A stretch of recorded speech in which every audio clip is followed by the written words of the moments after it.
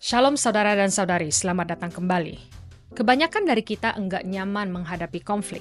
Kita cenderung memilih diam, pura-pura semuanya baik-baik saja, atau menghindari percakapan yang sulit. Tapi firman Tuhan justru memberikan pandangan yang sangat berbeda. Sebelum kita masuk lebih dalam, mari kita mulai dengan membaca firman Tuhan. Amsal pasal 27 ayat 5 sampai ayat 6. Lebih baik teguran yang nyata-nyata daripada kasih yang tersembunyi. Seorang kawan memukul dengan maksud baik, tetapi seorang lawan mencium secara berlimpah-limpah. Kejujuran dalam persahabatan. Lebih baik ditegur dengan jujur oleh sahabat daripada diperlakukan manis oleh orang yang tidak tulus. Semua orang tentu ingin punya teman yang mendukung dan menguatkan. Tapi persahabatan sejati bukan hanya soal kenyamanan.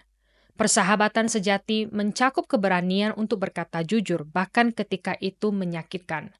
Dalam versi King James, ayat ini berbunyi, "Faithful are the wounds of a friend," atau setia adalah luka dari seorang teman.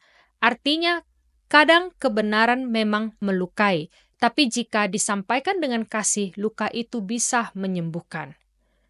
Pernah nggak kamu dengar rekaman suara sendiri dan merasa, masa sih suaraku kayak gitu? Tapi itu kenyataannya, karena kita memang nggak bisa mendengar diri sendiri dengan objektif. Dan secara rohani pun sama, kita butuh orang lain yang berani menunjukkan bagian-bagian dari diri kita yang enggak kelihatan.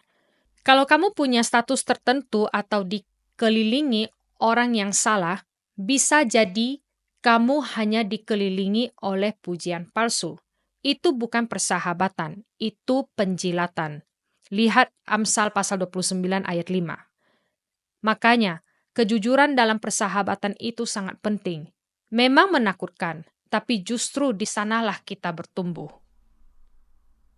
Waktu kamu butuh keberanian untuk berkata jujur, lihatlah kepada Yesus. Dia menjadi manusia, rentan dan terbuka, demi menyatakan kebenaran.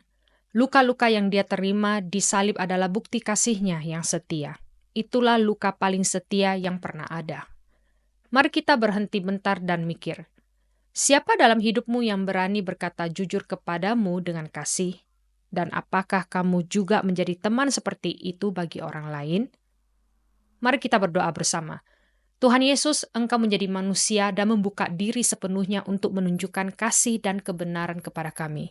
Engkau tidak pernah menahan kebenaran, bahkan ketika itu menyakitkan. Bentukan kami jadi sahabat yang seperti Engkau, setia, jujur, dan penuh kasih. Amin. Terima kasih telah bergabung dalam pembelajaran Alkitab hari ini. Jika Anda merasa diberkati melalui firman ini, bagikan kepada keluarga dan teman-teman Anda. Jangan lupa untuk like video ini, tinggalkan komentar, dan subscribe channel kami agar kita dapat terus belajar dan bertumbuh bersama dalam firman Tuhan. Tuhan Yesus memberkati.